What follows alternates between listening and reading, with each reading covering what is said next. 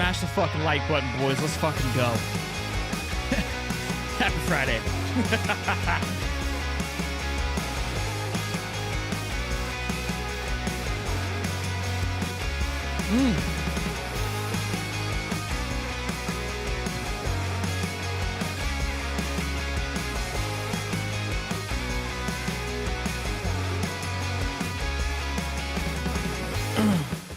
What is going on, ladies and gentlemen? Welcome to a live episode of High Top Sports here on this beautiful Friday evening. Happy to have all of you here. Good to see all of you. Hope you guys are having yourselves a great Friday, kicking off the weekend right. Hopefully you got a little boozy booze in your hand, and you're going to sit back and relax. We're going to talk about this. We're going to discuss what happened because, you know, we seem to take 2 steps forward and 15 steps back. I don't know what's happening here, what's going on. But we've got a lot to talk about to figure out what is happening. I see some people wondering, like, is it clickbait? Is this real? The way the article was written, I think, confused a few people of when this all went down. So what I'm going to do, dive into the article, read the article from, can't think of his name at the moment. Don't even know the guy. But apparently he's associated with Florida in the sense like he's a beat writer, like Edgar Thompson. These guys, I've got a few things to say about them as well. And I'll give you my thoughts and opinions about this whole situation of what I think it actually means. So, the article here, go ahead and shut this thing down here. Whoops. The article reads, Florida Gators football is under NCAA investigation. All right, written by Matt Baker. That's who it is. All right, so a first key point here is the investigation has been underway since last June 9th when the NCAA sent UF President Ben Sasse a notice of inquiry. That's a formal document of the NCAA's enforcement staff sent to schools to inform them of the investigation before interviewing any of their employees or athletes. So what is interesting is that it's almost a year old when this investigation started. Let's say we'll call it 7 months. And we're now just hearing about it.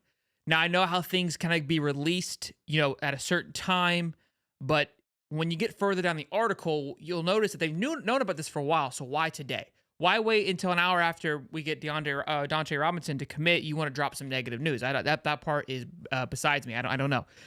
The specific nature of the investigation and potential violations are not specified in the 4-page note. But in October, the Tampa Bay Times requested any notice of inquiry regarding potential violations related to name, image, and likeness or recruiting. The request was initially denied, but fulfilled today.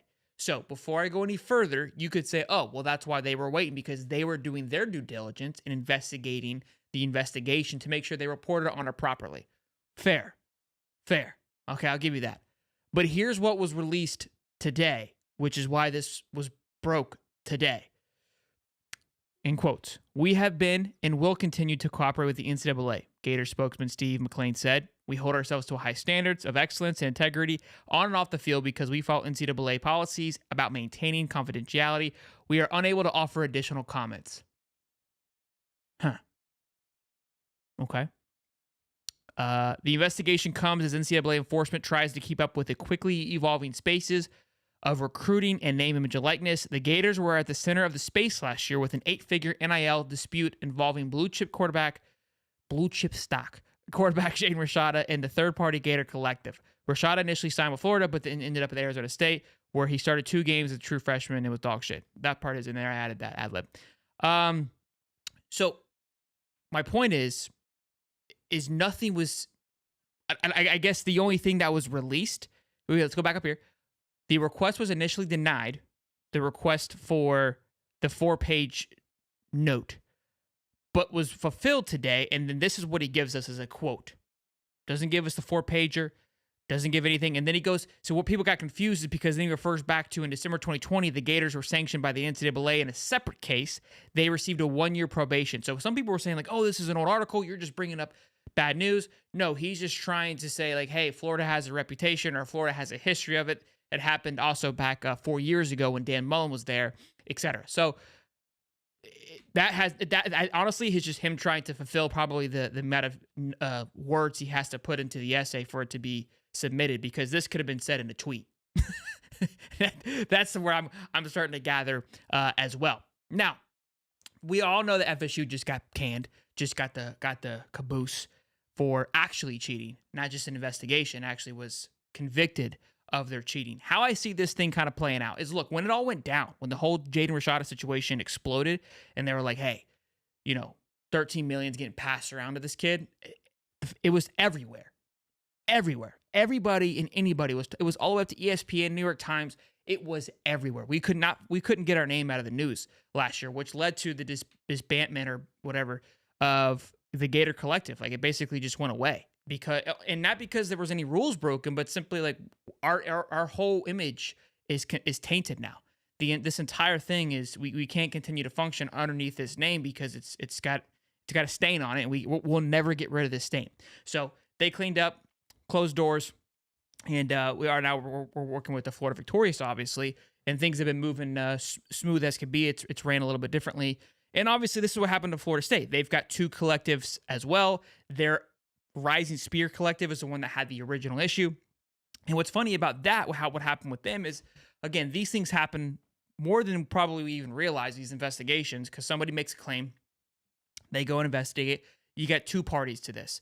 They got a he said, she said situation. So how I'm assuming this is going to all break down is they're going to head on over to Jaden Rashada and to his family, go, hey, we've got this claim here. Is this true? What happened?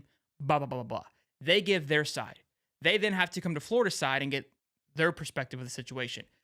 Apparently, and this is coming from Double Frawl and Handy, I watched their show on it because they were discussing when they got caught, when they actually did get caught. He's like, look, someone from the collective at Florida State basically ratted themselves out. They're like, yeah, we did that. We drove the kid and we offered it to him. So unless there's somebody on the inside of Florida that's going to throw us under the bus, I don't see this thing really going any further. I'm not saying that we did anything wrong either, but that's one side of it. The other part of it, and when this all went down, Nick Del Toro wrote a phenomenal article actually explaining everything. The way that the masses saw this was not how Nick Del Toro explained it, and it's been a while, but from what I can remember, the article basically explained that something was agreed upon with a third party and Rashada, not the school and not even the collective. The collective was the middleman to make it work, is from what I gathered. There's a lawyer that was involved that is no longer here as well. If you guys know who I'm talking about, he's somewhere down south now, from my understanding. But the collective, and I think in Co, when they realized that there was a hiccup in said contract, is when it all went awry. So that's an interesting thing to think about. Again, if there is somebody that's going to be in trouble, like the FSU situation where it has nothing to do with Mike Norvell, although if you ask me outside the show and me being a reasonable head, Mike Norvell is a dirtball and a cheater. But for the sake of this story here, we'll go on the ladder to where, look, Norvell's hands are clean of this. It just is going on the offensive coordinator, which again, he's facing a 3-game suspension and then a couple of scholarships slaps on the wrist. So I don't think Billy is going to be involved with it. If anything were to come of it, it is frustrating that we keep having this thing get brought up with Jaden Rashada, and it's like we never signed him, nothing ever happened. I think part of it is a lot to do. Well, no, it was assessed in June, so I was gonna say I know his dad's kind of bitter out there in Arizona State. They just signed another quarterback that's gonna probably take his job. So Rashada should be concerned. I don't think so. These kids seem to, even with the Mims kid at Georgia, I don't think anything happened with them. I think the kids are always going to be clean of it. I don't think they're gonna hold them to any standard. Maybe outside of, depending on what comes out. I don't know what state he was in current at the time. I think he was up like in the Maryland area. Now, if there was a rule for their state that they couldn't do certain things, maybe Rashada could be involved with that, right? If it comes out that he took some money early, some NIL money early, and in the state that he was currently living in, like for example, DJ Lagway at Texas could not accept NIL while in high school. Some states, and I believe Missouri is one of them, which is also leading to believe why Mizzou is having such great recruiting classes thus far, because they're able to, in a sense, get into their kids' pockets while they're still in high school. Because of the ones that are in Missouri, anyways, they're doing really good recruiting around the school because the state of Missouri, their NIL laws are much more lenient than other laws or other states. Because I remember talking to DJ, he had his own hat. I was like, hey man, you send those hats, I'll buy one from you. He's like, no, legally I can't. I'm not allowed to because I'm currently in Texas and they don't allow high schools to collect. The same reason why Quinn Ewers went to Ohio State that first year, because he was able to go early enroll or be like somewhat like a high school / college student and collect on an NIL deal, and then you obviously end up coming back and starting at Texas. So we will see what happens. Again, I don't think much of this will come out. Again, the whole thing dropping is very interesting to me. Like, why today? That's what I want to know. Why was the article written today? What was your reason for releasing this thing today? Outside of the fact that you said you got your hands on this 4-note document, which just seems like you just got a quote, when before they wouldn't even speak on it. So, I don't know. If we go back to it and we look and see what that guy said, the Steve McLean guy, who is the spokesperson, again, this is how I'm reading it. So I could be reading it wrong. This guy, I think he had a typo in here that he's just getting absolutely blasted for, which is hilarious because I admit typos all the time, but I've never claimed to be a writer, so I can kind of get away with it, I guess. Probably not. You guys never let me sleep on it anyways. Probably one down here below if you guys look hard enough. Let me see. Sorry. So it says the request was initially denied but fulfilled Friday. The request was for requested any notice of inquiry regarding potential violations related to name, image, and likeness. The request was initially denied, but again, fulfilled Friday. And then it goes to the quote. We have been and will continue to cooperate with the NCAA. We hold ourselves to high standards of excellence and integrity on and off the field. Because we follow NCAA policies about maintaining confidentiality, we are unable to offer additional comments. Again, I don't know. This guy here, though, Matt Baker, just seems kind of like this guy. I'm pretty sure is like a Gator beats writer. And what also too, like I got a little spicy. Like I don't like to like get in a pissing contest with these writers because they got a job to do, and I understand that. But I'm a fan, and y'all know how I'm spicy and shit. And the guy Edgar, like sometimes Edgar asks good questions. I've been on the side of Edgar at times because he'll ask good questions to Billy. He'll kind of throw him the hammer. But Edgar and the other guy, I can't think of his name currently. You guys will know. The guy that basically said F Billy, I'll be here long after him. I can't think of his name right now. Let me see. I shared his comment. Here we go. Let me share my screen with you because there's a reason why I did this. So Edgar Thompson quoted the article. Actually, he wrote his own article, which was absolutely nothing. It was literally just copying what the Baker guy said. Shared his own article and said, NCAA to investigate Gators football a year after Jaden Rashada failed $13.8 million deal per records obtained by Orlando Sentinel. UF President Ben Sass received notice of inquiry June 9th, 2023, first reported by Matt Baker at Tampa Bay Times. So it's just kind of very negative. And again, I went and looked on his Twitter because I don't ever see Edgar tweet anything about Florida, like literally, unless it's negative. And then I was like, okay, he retweeted it. He retweeted Deontay Robinson committing, but no quote. And then he retweeted somebody kind of bragging about him. He retweeted this, retweeted us losing to Tennessee in basketball, quoted just the weather about Florida. And then also, or that's just what he wrote, shared his article about, this is what he says, the story of the Gators and star Riley Kugel followed their most embarrassing performance with an empathetic response to avoid an inescapable hole in SEC play.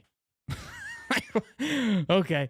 Look, that's his job, right? I mean, it's to write articles, but it's very one-sided in my opinion. And it's like, bro, we're having a good day. Gator Twitter's on an all-time high. We're feeling good, right? And it's just like, we got to just be negative for what? I don't get it, man. It just doesn't make any sense to me. I know we've got our fans that hate Billy and the process of what's going on, but it's like, God, this guy doesn't got, I don't know if there's anybody on his team. Maybe if he's got a guy on his side. Like literally, it's brutal, man. It's brutal to watch at times. It's unfortunate. Reporting news, move on. What are you talking about, Cream? What's exactly what we're talking about? Oh, he's reporting news. How can you be mad? It's not. There's an undertone to it. That's all that I'm saying. I'm not mad. I'm simply just reporting the news. So, anyways, simmer down. That's what we're here to talk about.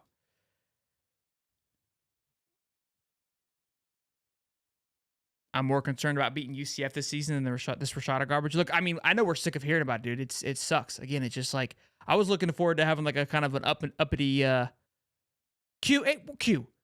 Mark Long. Thank you, Sandy Derek. Q Lee, pull your damn comment up. Your ass ain't been nowhere to be found. Nowhere to be found. And then you want to come in here talking shit. Starting to think you're part of the ops, Q Lee. You know what? I think you might be writing these articles too. See, everyone's like trying to say like FSU actually got caught. We're just being investigated. I'm sure there's plenty of schools being investigated. We just don't know about it. Robert Turner says, I would go to Vegas today if I could and bet $1 million that UF won't get sanctioned. I love it. Look, obviously, if you guys saw today, and good news, we did land Deontay Robinson, defensive lineman, to the 2024 class, which was exciting stuff. He's already there. I reported on our Twitter page. He's already moved in.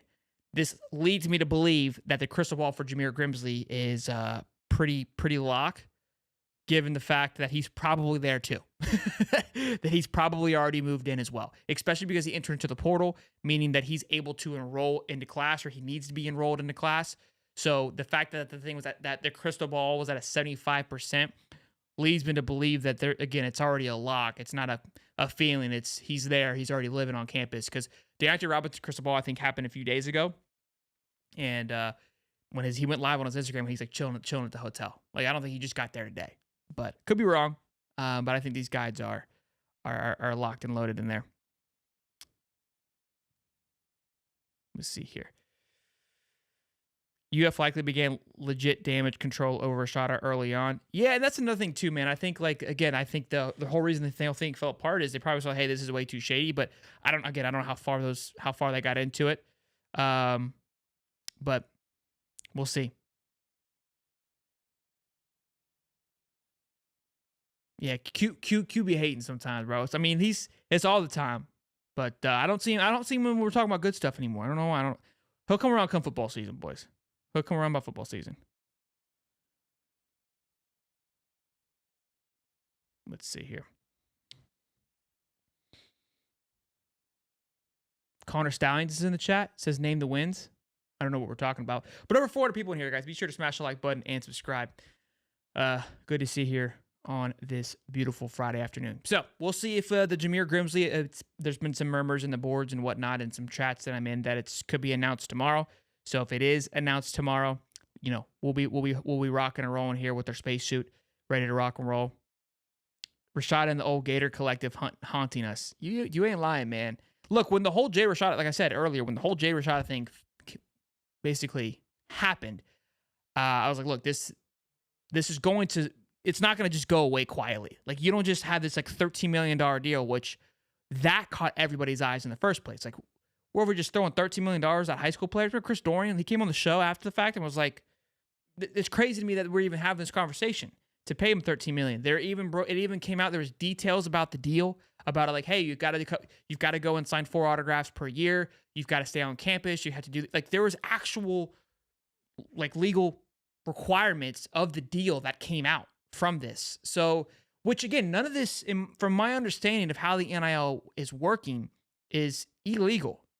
It's not. That's the big loophole here is as long as Florida, like, this is what FSU did, as long as Florida didn't have any type of connection or hand in the pot of correlating the deal, and they can't prove it, then nothing can happen, right? And everyone's like, well, how can they pay this player? Like, that's how from what my understanding and how it was written is a third-party person, so a separate business entity, approached Jaden Rashada, was like, hey, if you go play for Florida, we'll pay you $13 million a year.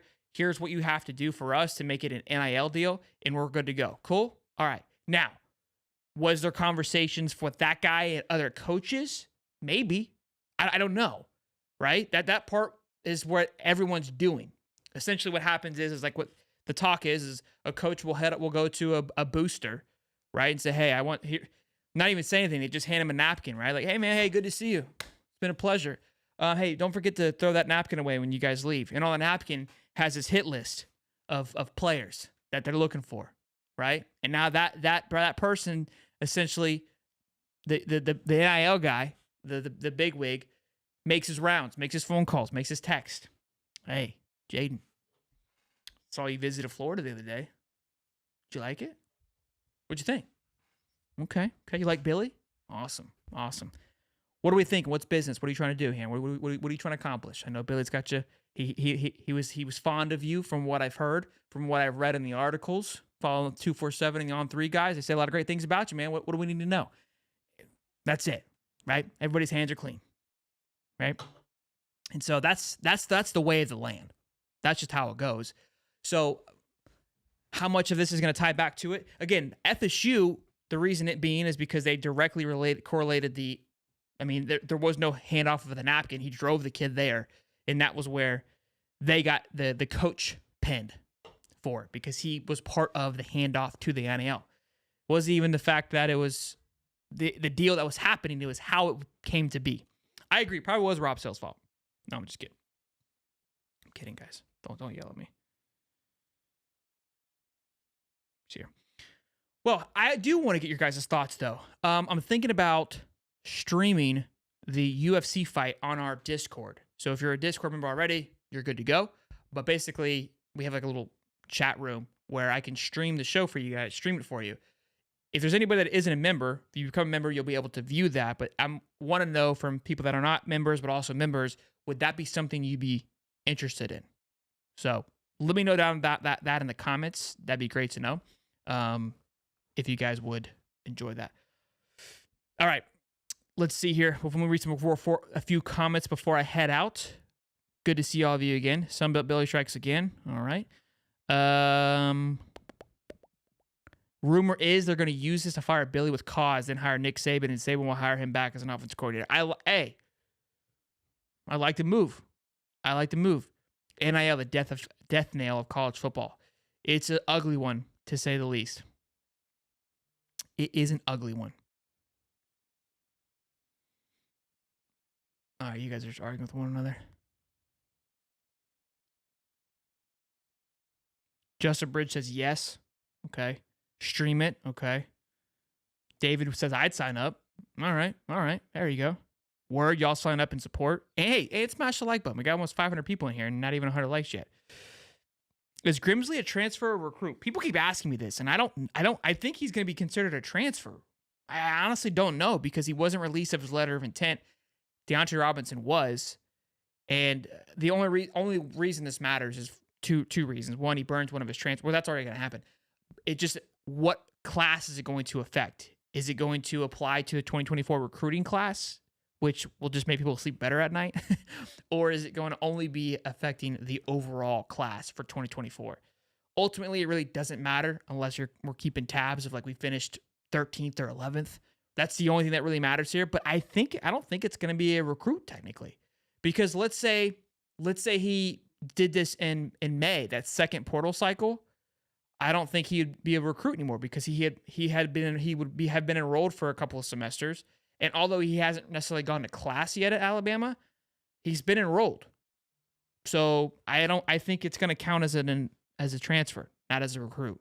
That's just it's an unknown territory. But if I was just keeping it simple and looking at it, that's how I'm viewing it.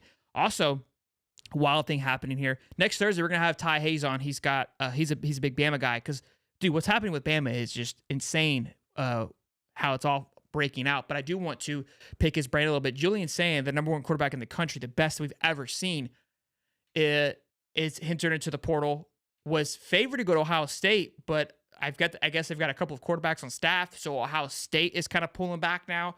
Georgia's now coming into play. USC is coming into play. You have the number one quarterback that's having a hard time finding a place. And again, these are just kind of message boards, and some of these things have a lot of thickness to it. I mean, it's crazy. We make fun of the message boards, but they're usually pretty close to what's happening. Also, apparently, the conversation, this was a DeBoer call. This wasn't a Julian saying. It was DeBoer came in and was like, hey, this isn't going to work out. Again, how much of this is true? Take it with a grain of salt, but multiple reports are stating that there was a conversation that happened. That conversation wasn't very long, and it was more of a, hey, I got my guy, thanks, but no thanks, versus Julian going, the ship is sinking, I'm out, like other guys are. It's wild. It's absolutely wild to watch. $2 from Stone Cold Drip Austin says Heitner was a weasel. That was the lawyer I was referring to. Kyle, what's up, Elliot? What record would this year Washington have if they had our upcoming schedule? You know, the hardest, which has been reported, the hardest schedule coming up this year. Washington, with their current state, with Jed Fish at the helm and everybody leaving, maybe 2 wins, maybe 3. What do you think?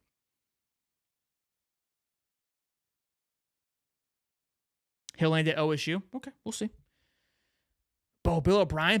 Yeah, he just got hired as offensive coordinator at OSU. Brian Hartline, interesting development there. Getting pushed back to just a wide receiver coach. Very interesting.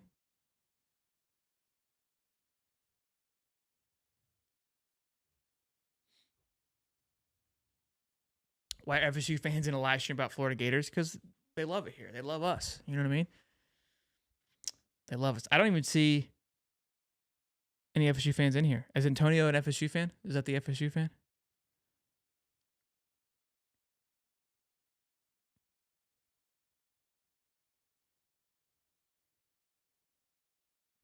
Okay. Well, boys and girls, hey, can we get one more like though before I go? I mean, shit. Mike Doggs has Roll Tide. Hey, prayers for you, okay?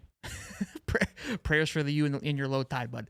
All right, boys and girls. Well, appreciate you guys tuning in. Hope you guys enjoyed the stream. Again, let me know down in the comments if you guys got a couple yeses for the fight tomorrow. Just streaming it to Discord if you guys want to tune in to Sean Strickland whoop some ass. All right, boys. Be good. I love you. Like and subscribe. See you guys in the next one. Of course.